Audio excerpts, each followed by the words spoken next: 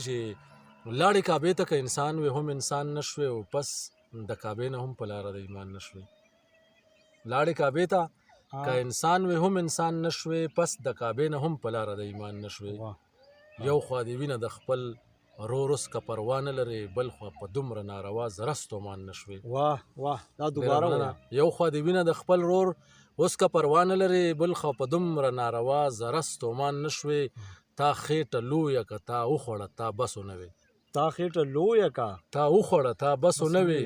ما په یو جام اوبو هم وجنې مسلمان نشوي. واه جی کتونکو زه اوس د سیدانګل رور سره په تارخیلو کلي کې موجود یم. ګورم ما چې د دې رور نه تاسو څه ډالۍ کومه څه نظم وي څه غزل وي. سیدانګل صاحب السلام علیکم. وعلیکم السلام.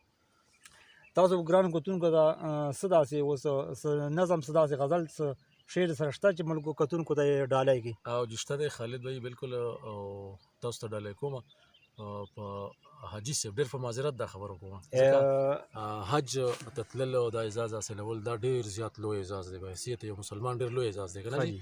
موږ به دا نه کوو د چا په شان کې داسې خبره نه کوو. که خانه کعبه لویه ده طواف یې لوی دی خو لکه موږ شاعران خو عکاس یو چې چېرته کمې ووینو نو هغه هم راخلو که چېرته داسې وي چې هغه خوبي وي نو هغه هم راخلو. خامي او خوبي دواړه راخلو که نه جي. نو په دې باندې مې لیکلي دي چې لاړې کعبې ته که انسان وي هم انسان نشوي او پس د کعبې نه هم په لاره د ایمان نشوي.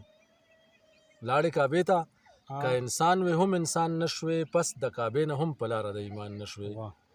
یو خوا دې وینه د خپل رور اوس که پروا نه لرې بل خوا په دومره ناروا زره ستومان نشوي. واه واه دا دوباره وایه. یو خوا دې وینه د خپل رور اوس که پروا نه لرې بل خوا په دومره ناروا زره ستومان نشوي. تا خېټه لویه که تا وخوړه تا بس ونه وې. تا خېټه لویه که تا وخوړه تا بس ونه وې. ما په یو جام اوبو هم وجنې مسلمان نشوي. واه سیدانګل دا دوباره وایه.